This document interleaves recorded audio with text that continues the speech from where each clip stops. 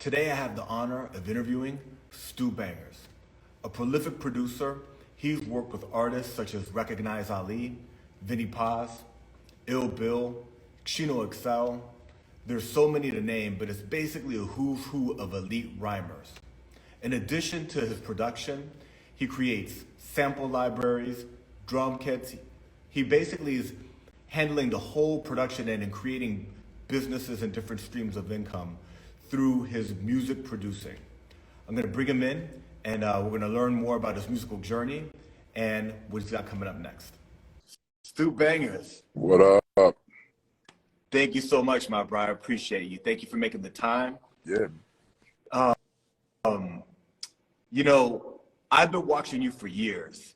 You're really prolific, not only in the beat production, but in social media and showing, a lot of producers how you do your craft. There's so many areas that I want to touch on. I would love for you to have the chance to tell your story about your musical journey, how you got started in production, and, we could just go organically from there. Yeah, sounds good, bro. Yeah, I guess it started when I got turntables. I was freshman year of college. I learned how to use those. And then my boy that I knew since first grade actually had got an MPC 2000 XL about that time. So after I kind of figured out how to use the turntables to like mix and juggle and blend all that and cut a little bit. I wasn't that great at it, but I was decent. I got an MPC 2000 XL, and this dude was nice with the chops. His name was Chop LaRock. He actually did beats for Noriega, Nature, a bunch of dudes back, like way, way, way back. Yeah, and I've heard of him, Chop LaRock, and okay, doing research on you, I didn't realize that you knew him and Jay Skrilla, yeah.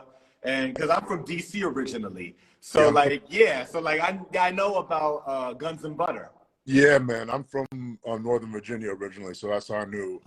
I knew him since kindergarten, probably first grade. He's like a really smart dude. He picked up how to flip beats like quickly, and he's just like anything he put his mind to, he pretty much figured out. And he taught me how to chop on the MPC, and he was working closely with like Tragedy and stuff like that. But and I've kind of lost touch with him. But shout out to Chop LaRock, because he really got me started on it. So that's cool. Yeah. So that's how because chopping beats on the MPC, it's not necessarily intuitive. You got to learn how to use the tool, the instrument. And that's kind of like a lot of people don't get it. Now people are doing stuff on computers. Yeah. But the traditional boom bap way of sampling a kick and a snare, finding a dope loop, playing it on the pads, it's hard, but that's why it has the special sound. Yeah, I agree. It's easy it's a lot easier to just loop stuff. And you can still make it sound dope, but it just gives it that extra grittiness when you can really chop up a sample a good way with, chop it up with no gaps in between it and on, especially back when we started, there was no sample packs or anything like that. It was sampling off records, and, it's a little more difficult just because everything's not played to a metronome and just a little more nuance to it. But it's just things have really progressed since I started. I've been making beats for 15, 16 years. So yeah. The internet came and it was slow, but it eventually changed everything. You know what I mean? Definitely. What's nuts is nowadays you'll have like producers or even consumers, and they're like, "Yo, where's that sample from?" And you're like, "Bro, you can't.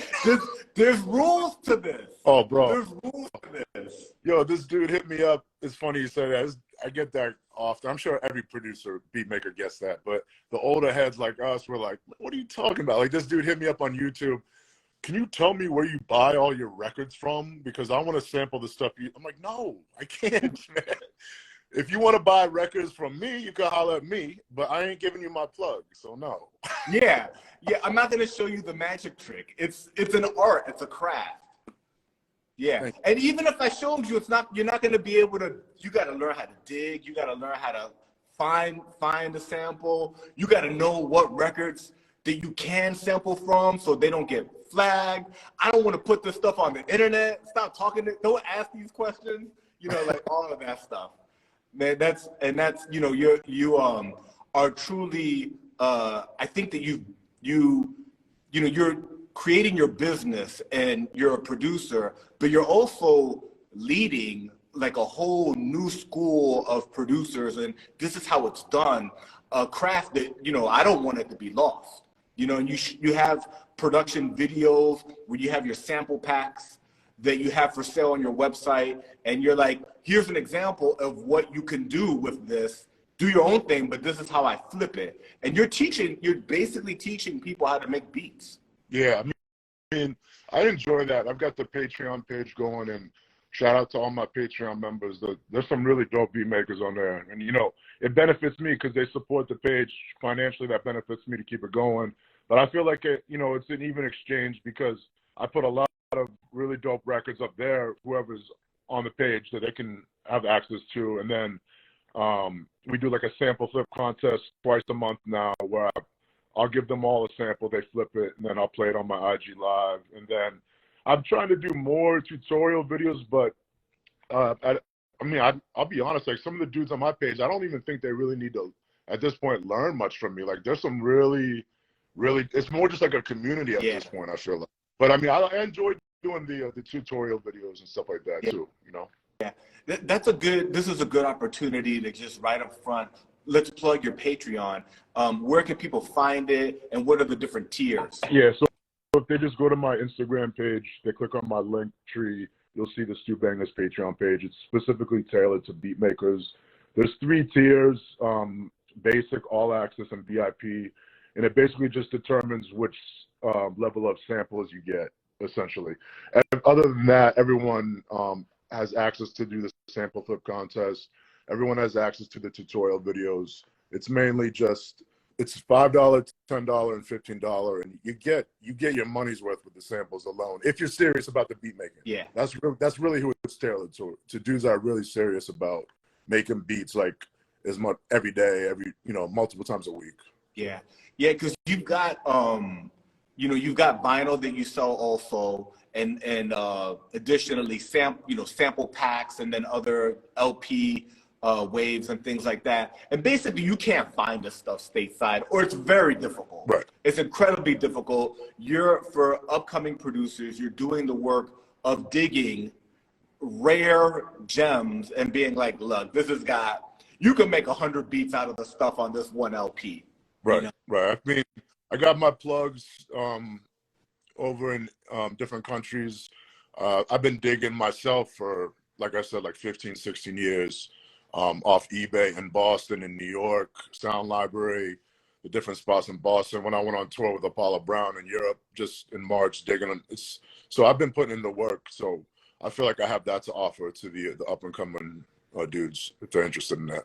Yeah, I imagine when you were in Europe, you were like, dude, let's go to the record store. Oh, yeah. And I seen Marco Polo over there because we one of the shows we did, we opened up for him and Master Ace. Shout out to those dudes right there. They killed it. And then, he was talking about he was about to go digging at a few spots. He didn't tell me where they were, though. I think he wanted to keep it a secret. And you can't blame him, It's like, that's the crowd. Yeah, man. So you were in Europe with Apollo Brown. Yeah. That was dope. Can you tell us about that? Because I saw like some of the clips you put up, and the crowd in like Europe, like I think it was like one of the ones I saw was like in Brussels, and they're like, Stu Bangas, Stu Bangas. That was dope. That felt good, man. I mean, he's like a celebrity over there. So honestly, I got to shout out that man, Apollo Brown. Like he invited me to come on. He's been touring for like a decade, like multiple times a year. He goes over there. They love that dude over there, man. I got to hear his beats firsthand. He's nasty. I mean, I've been known he's nasty, but just shout out to that dude. We went to a bunch of spots in Germany, France, Brussels, Belgium, Switzerland, Italy. So it was just dope because they really appreciate the boom bap stuff over there. Whereas over here, there's still some heads that do, but it's just a different enthusiasm over there, and they really supported. I sold out all my merch over there, and it was just a really dope experience, man. So shout out Apollo Brown, shout out Mind Feeders. They're the people that booked the tour. So that's dope. Yeah, shout out Apollo Brown. I do find that really interesting how a lot of artists are able to tour in Europe sometimes twice a year, and the United States is a different market ultimately, and we're at the cutting edge, right? So there's new artists coming out. You've got new sounds. You know, I like that boom bap sound, and I guess heads in Europe feel the same. And you know, but they a lot of artists are able to go over there and tour. Did you get the tour bug? I mean, are you thinking like, yo, I want to do this again? Yeah. Yeah, I mean, I'll be building with the guys that booked that tour. I think when me and Sick Jacken drop this album this year, we'll probably go over there next year to promote it. And then, yeah, we'll see how it goes. But, you know, I'm definitely interested in doing it again. Bro, you're like dropping so many gems. All right, talk to us about the Sick Jacket album. Oh, yeah, we've been working on that for at least a couple of years now. I linked with him through Bobo from Cypress Hill when we were working on our album. And we just started building, and we just been collecting songs, and the shit we got is sounding dope, man. He's just nasty MC, and he's a real good dude too. So he wants to drop that in September, he said. So I'm excited for that. Sick Jack and Stu Bangas this year. Okay, so the album's done. Just about, yeah. I think that he's waiting on like one or two more features. Yeah. He just wrote a song to one of my son's beats like last month, and I think he might be adding like one more, but it's a wrap pretty much. I'm in LA now, so I'm originally from Northern Virginia also. And I mean, you know, like, so being out from the DMV, Sick Jacken's a legend. But being in LA, Sick Jacken's a whole other level legend out here. He's right, he's like a mile from where I'm sitting right now from Pico Union. And I mean, like, you mentioned his name and everybody's like, nah, he's a real one. You know what I mean? He's maintained his pen game and his ability to adapt through time, working with producers like you and just constantly creating new content. I think a lot of people I'm excited to hear that new album when it drops. Thank you. I'm excited for it to come out. I mean, there's some people, we've been talking about it for a couple of years, so I think some people are getting sick of me talking about it. Like, hit me up. When's that coming out? What's up with that album? I'm like, yeah, it's coming, man. You got a couple like that. I don't want to mention them all at once, but I'm going to ask. Right, but you mentioned your son, Young Bangers. Well, I'm a dad. The relationship you have with him and through music and hip hop and everything, I think is amazing. It's a beautiful thing. He, you know, has learned. It's almost kind of like, you know, if you think back like a long time ago, you know, in families you pass down a craft, right? Like, you know, the blacksmith would teach his son how to wield metal, right? You've taught your son how to produce beats. And at a young age, he already has credits with people like Goody Mob, Vinnie Paz. I mean, wow.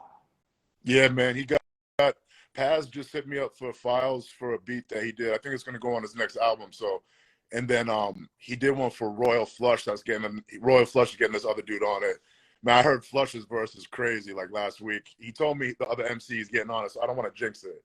Yeah, but, and then he did one with Payne too. Shout out my man Payne. And yeah, it's just dope, man. Like my son can chop a break, chop a sample, and play it back himself like nothing. And like he can go in there and actually adjust the chops. Like I'm just proud of the progress. We've been working on stuff since COVID hit and we got sent. Everyone was at home, so I was like, let me see if he can pick this up. And then he splits time with me and his mother. So every week I have him, we work on stuff.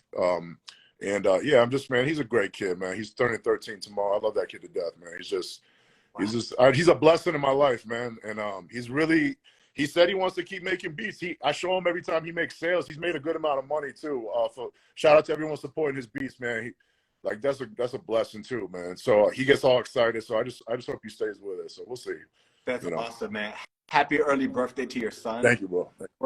That is such a special relationship. It's a good thing, you know what I'm saying? And it's really dope to see a dad. It's like good dad gang. You know what I'm saying? You know what I mean?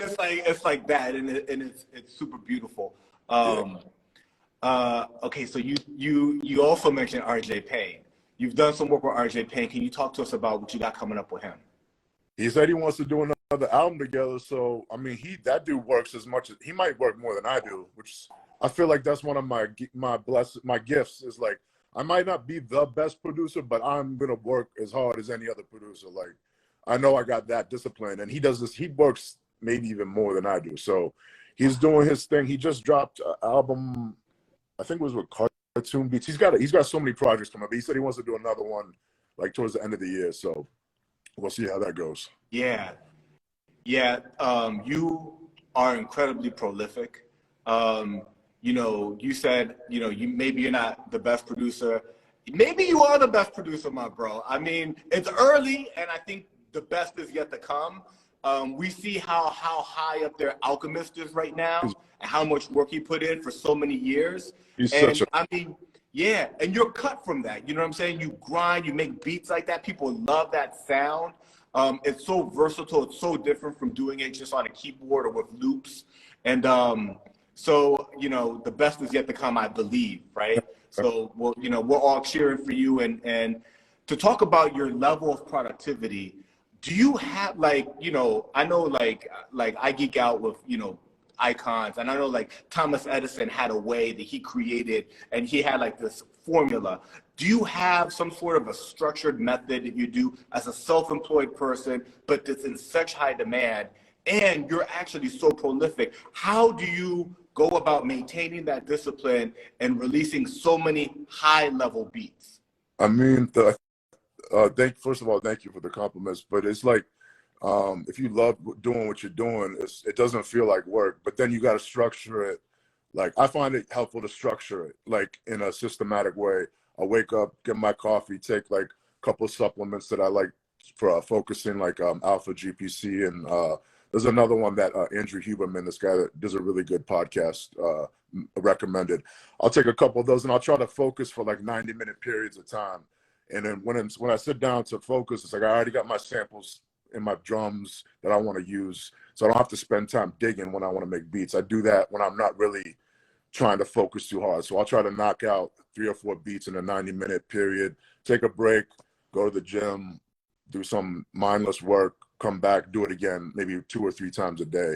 But and then when it's later in the day or a time when I'm just kind of chilling, doing something else, I'll be digging, you know. So do that when you're not really having to focus too much. But when you're ready to, when you really got your time, and I find it's best for me in the morning, like when I first wake up, I'm really ready to focus. So I'll do it then. So I think whenever you can, you just put in the work, and you intentionally like put your phone away. Don't bullshit on social media when you're really trying to get some shit done. And I think that helps. That helped me a lot anyways. So Yeah. Man, thank you for sharing that.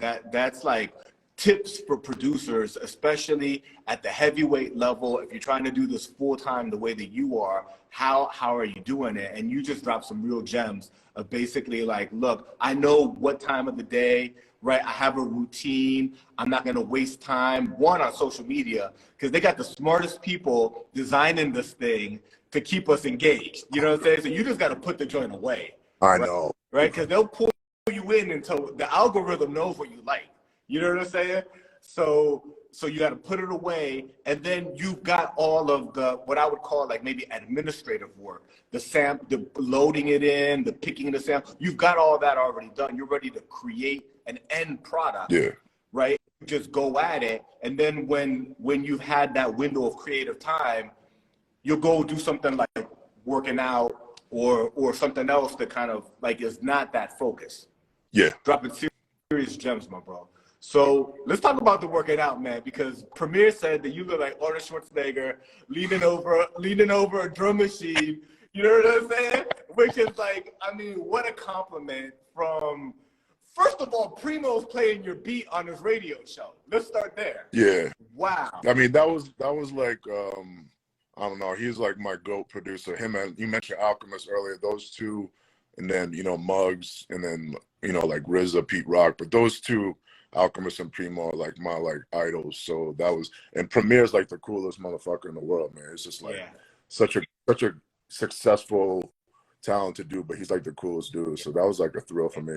But yeah, the working out, man. Like when I had my son, he'll be 13 tomorrow. I quit drinking. I quit smoking cigarettes. I quit doing party drugs, if you know what I mean, like stuff like that. And I got my health. I started to get my health in order, and part of that was going to the gym. That helps me keep away like from doing the stuff I shouldn't be doing. So yeah. You can't be hungover and be getting in a real workout. No, yeah. You can't be hungover. You can't be hungover and making beats. Like, I mean, it's tough, man. Yeah, absolutely. I salute you. That's what's up. Yeah, man, I've seen you, like, you'll be like shoulder day, and like, you know what I'm saying? You be getting it in, Yeah. and then, you know, you'll cut, and then I'm like, man, this dude's like body shaming me, you know what I'm saying? I gotta go hit the weights. I mean, Have you always lifted?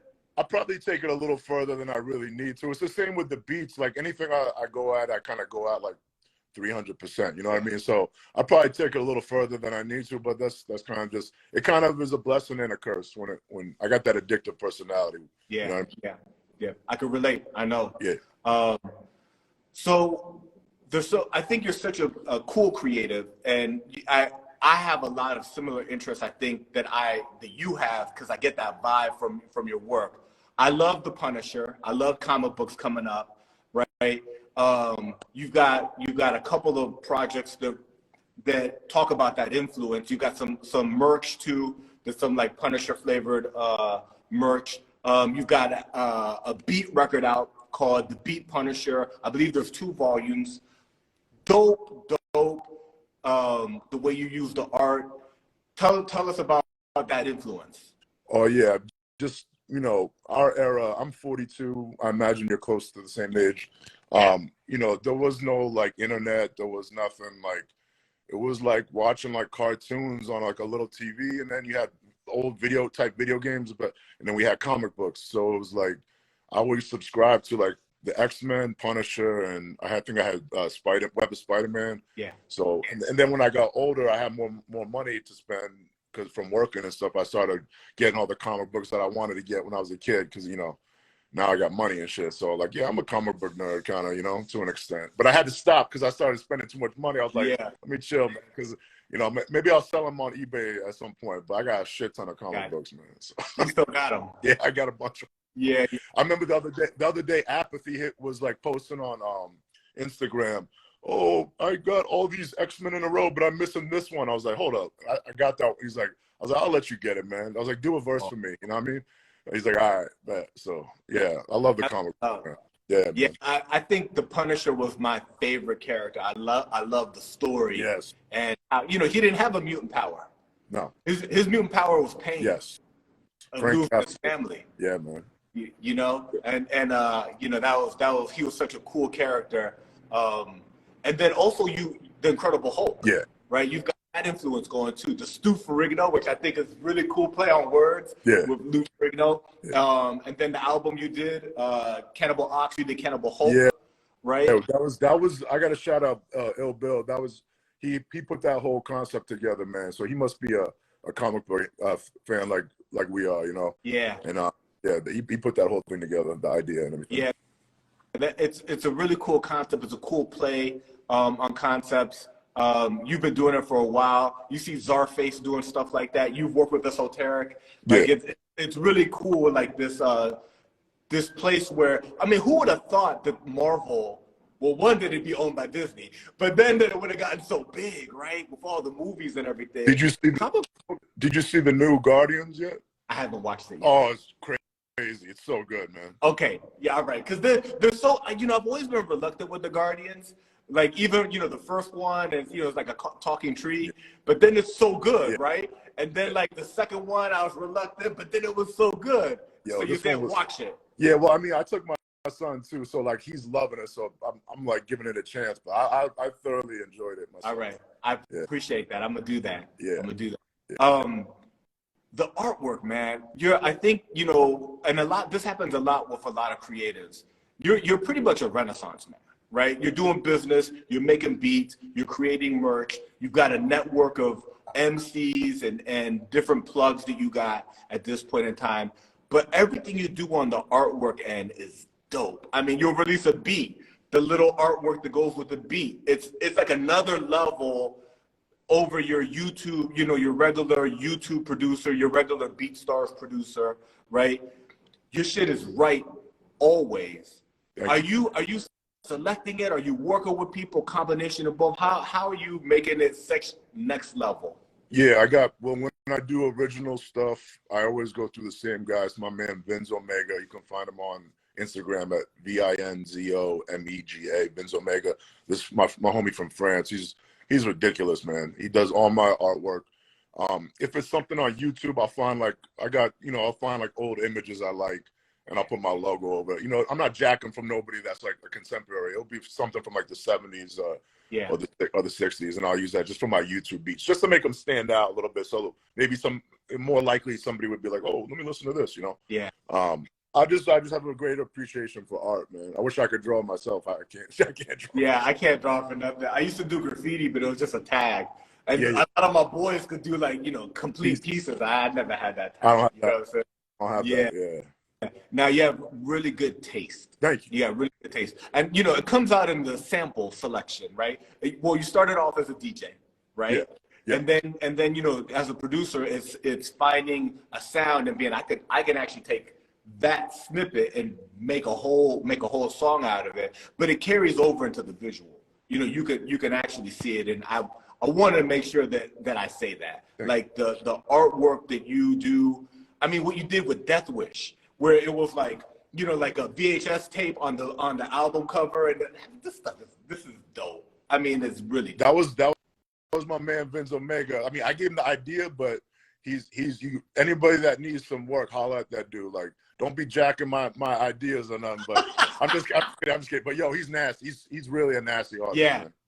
Yeah, he's so dope. And man, your stuff is looking so incredible. You know, I mentioned it in the intro video. You're essentially creating collector's items, right? This is the real NFT. You know what I'm saying? Like, this is limited. You're making original content with top tier. You're a top tier producer, and you're working with top tier MCs, and then you're creating. Now in the digital age, I mean, we can stream any album, everything's available, but there's a whole other feeling of, I love vinyl, I got a vinyl collection. You know, when I bought your Cappadonna album, which I should have brought here to the studio, like, it was such a joy to take it, open it, put it on, I have it. You know, I'm not sure how many of those were pressed up, but it's not limitless the way that a digital piece of, you know, anything is. Can you talk to us a little bit about how you got started in creating, you know, these vinyl and then limited run merch, and how that's done for you? Yeah, I think the first project I did was with a label called Copenhagen Crates on vinyl, and they reached out to me and they pressed one of my albums, and then I had done a couple with Tough Kong from Italy. Shout out to them. They did the RJ Payne one too. But then I was just like, why don't I just start doing my own? Like, I've been stacking my dough that I've been making, and it's just another way to reinvest it into the music. And so I found a good vinyl manufacturer in Canada, and just started pressing runs of like 300 of the vinyls. And I don't have like the most fans in the world, but the fans I do got, they support heavy, and a lot of them like to buy the physicals. So, and I try not to oversaturate it and drop too much, because everyone got bills to pay, but when I drop shit, my fans do support. So I got to shout out my Brutal Music fan, man. They hold me down. So when I drop something, it's like most of it goes quickly. You know, I still got back stock, but they support heavy. So Yeah, you know. Yeah, that's dope. You've done like recent projects, you know, and kind of like projects that are big, that like I remember that when they dropped and it was like, oh, like, you know, you did the joint, The Empire with Eric Bobo, you did the Cappadonna Third Chamber that we were just talking about, you the one that you just did with Recognize Ali, the Gorilla Dynasty 2.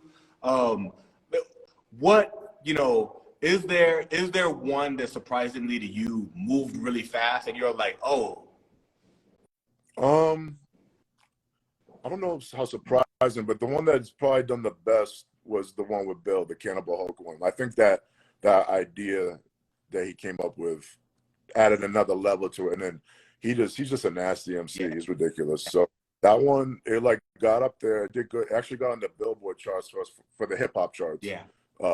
Briefly. Yeah, it sold really good. That's probably the one that sold the best. That one, and then the one with Bobo, that did well. The Cappadonna one has done well too. I mean, I've made money off pretty much all of them, but I would say that those three right there are probably the main. Yeah. And Ill Bill's been doing the indie thing for so long. Yeah, he's a vet, man. He knows what he's doing. Yeah, he knows what he's doing, and he knows how to do it. You know. Yeah. What do you got dropping in 2023? So we just dropped the one with Recognize Ali that you mentioned. I got an album with Chino XL called God's Carpenter that we're dropping like probably within a month or two. We're just mastering it now. I got an album with Sick Jacken that we're looking at dropping in September. I got a producer album that I'm gonna drop with Fat Beats that's done and turned in. I think the first song we're gonna drop off that cycle that's in self-titled. They killed the shit. And it's got like Razcast, Paz is on it, Timbo King, a bunch of dudes. Our dudes came through and held me down. And then we got an album. I got a full album with Bobo from Cypress Hill and Psycho Less from the Beat Nuts. That's done. They're mixing that down. So I got a bunch of shit coming. I hope it doesn't all come like all like flooding at once. Like I want to try to space it out, but I got those all those are lined up and just about done, ready to go. So what about the Self album? Yeah, so he's just had like a rough go of things. Like I don't want to put his business out there. He's just with personal life, not rough, I should say. He's just busy. Like, but we talk every week, and we're still gonna do it. Like the songs we got are crazy. I played a couple of them on my IG live and shit, and motherfuckers was loving them. So, and I'm just like, yo, what's good? Like I hit him up every week just to keep the bug in his ear. But it will come out. I will make sure it comes out, bro. I think that's one that people are really excited about, and you got a lot dropping soon. So I mean, you got your hands full too. Yeah, That's a joint that people are excited about. I think Self got involved with like some other business ventures, and that this kind of took a backseat to it. But it's gonna happen. Yeah. Well, we're glad he's making money, man. But selfishly, we want that Stu Bangas Self album. I wanted to drop too, man. That's another one where I probably we both probably jumped the gun talking about it, and people are like, "What's up, man?" And I'm like, "I know." Like, yeah. And that's the thing, and at this point you're a veteran, and I think you've probably gotten good at it. But it's like, how much information do you give out? How do you not jinx projects, right? Like, complete them, figure out the strategy on how it's going to be released. You're doing merch. That's done really well for you, but you got to have the merch ready to go with the release. You know what I'm saying? So, like, there's a whole craft to it. And you've gotten really good at it because you'll drop something, and you'll drop it and it'll be available like in this format. It's not available streaming yet. There's all sorts of things that like, there's a checklist, right? Like you gotta kind of do it a certain way for the magic to happen. Yeah, exactly. Yeah. A question that's related to you being a producer, but I think it's a good question because of the era in which we live in right now. You've probably seen, because it's hard to miss between YouTube and Instagram, all of these dope verses by AI, you know what I'm saying, of rappers that aren't around anymore, or maybe they are around, but it's, and it's almost indistinguishable. I mean, you could hear a little bit of the difference, but it sounds really, really good. What are your thoughts as a producer on an AI-generated verse from Biggie, and a lot of the greats out there, Prodigy, like things like that are going to happen? It's here with us now, right? It's not going to go away. Ethically, as a fan also, we will have the opportunity at this point, if, a producer chooses to work with some of the icons in a sense. You know what I'm saying? What are your thoughts on that as a producer? I mean, I don't think I can fully wrap my head around where it's gonna go yet. I think it's weird, kind of, but I mean, we'll see how it goes. I'd imagine some sort of like legislation will pass. There'll be something that will occur that will spur some sort of legislation that will pass, or the industry will have to change, like it did with Spotify and Apple coming across to adapt to it. But I don't think I'm intelligent enough to foresee where that's going. I think it's a little weird. I mean, but I mean, that's just like human beings getting smarter, and then machines just like, we're almost gonna get too smart for our own good. Just even aside from music, I think, like, not to get all weird with it, but I think eventually it's like gonna be like some Terminator shit, like where we're just like it's just kind of weird, man. That's Yeah, all I can say, yeah, you know?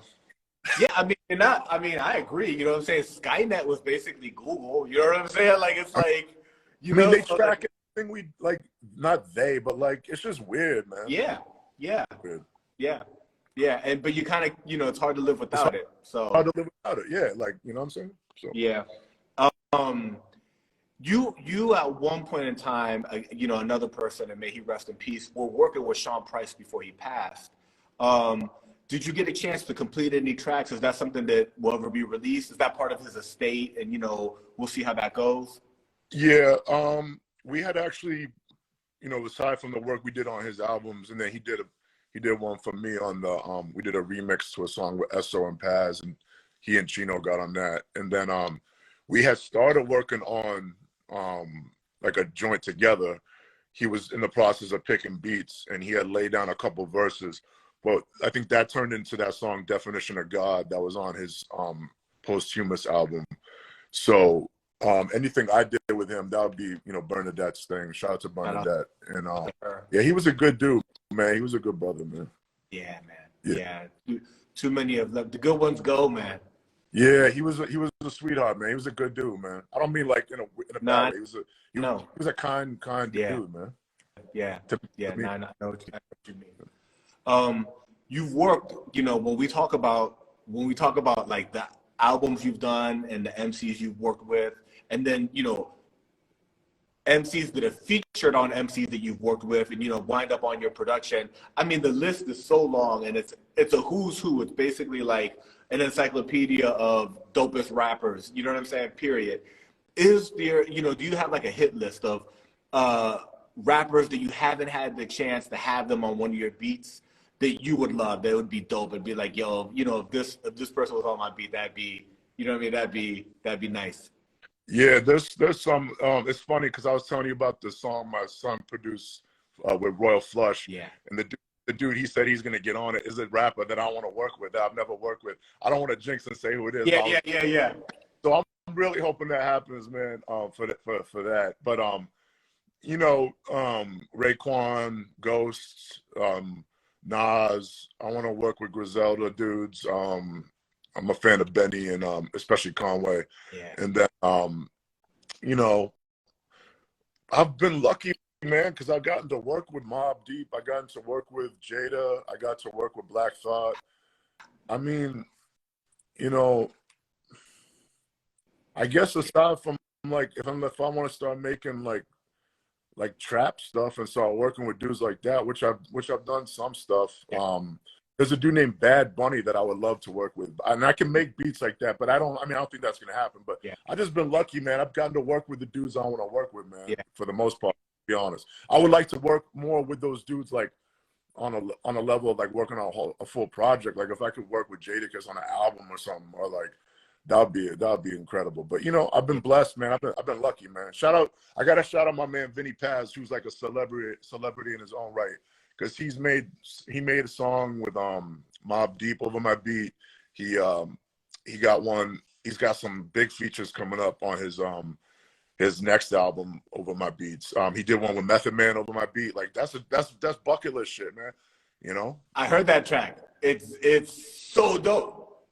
It is bucket list shit. I mean, like, come on, you got meth. I mean, first of all, and I agree, Vinnie Paz is so dope. He is, bro. His lyrics, his cadence, his whole style from Jedi Mind Tricks, and then his solo career is immaculate.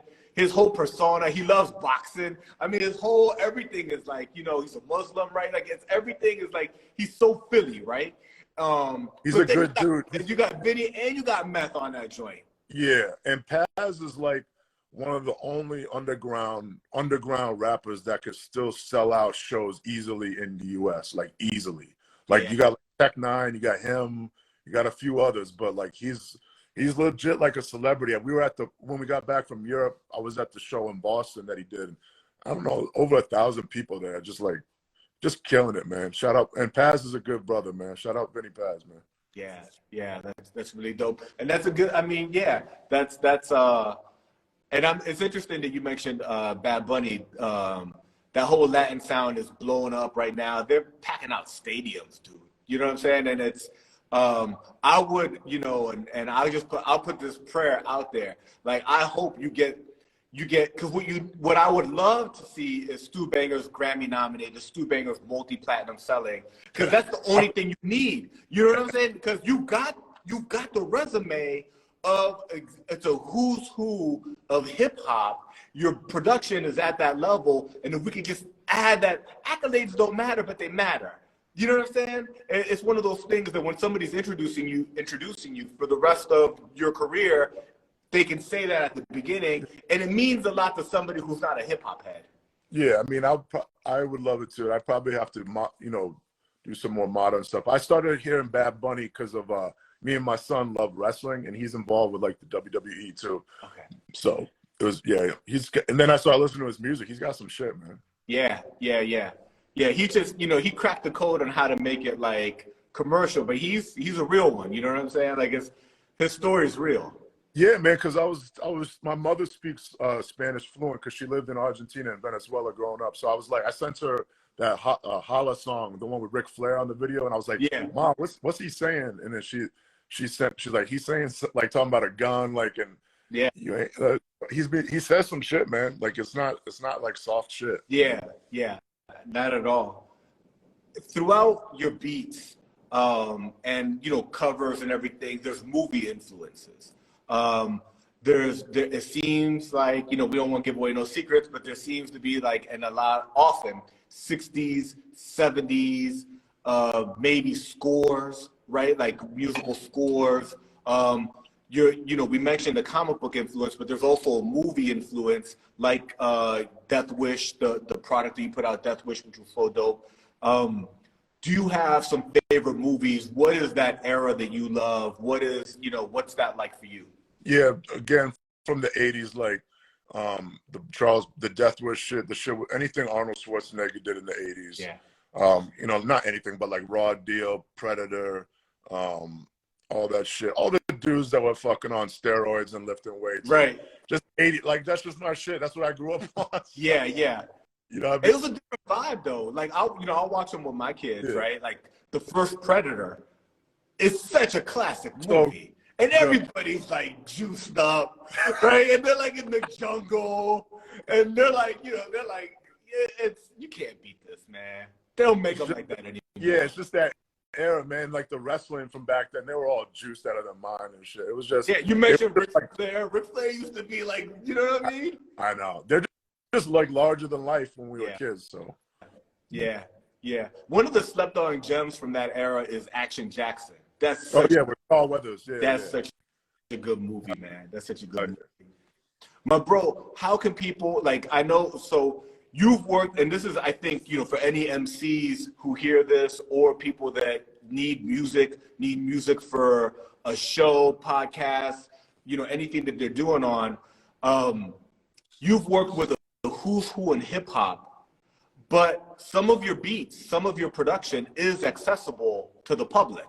Right? So how can people contact you? Where can they find production that they can buy directly from you? A producer with major credits, a well-established producer that's releasing, I don't even know how many projects you're releasing per year, but a lot, right? How can they contact you? Where can they find your production? So everything is pretty much accessible through the link in my Instagram. You can find my beats that I have that are available to check out. And then if you like any, it's brutalmusicbeats@gmail.com. Holler at me, and we can chop it up and see if we can work with your budget. And then oftentimes if the budget doesn't really fit, the price that I sell beats for doesn't fit the budget they're going for, they can holler at my son. And like his beats are high quality because I'm executive producing everything he does. I'm helping him mix everything down, and he's got his beat stars, and he does the non-exclusive stuff and he does the exclusive. So we can hook up pretty much any budget that somebody wants to work with. But that's all through the Instagram or through just holler at me, brutalmusicbeats@gmail.com.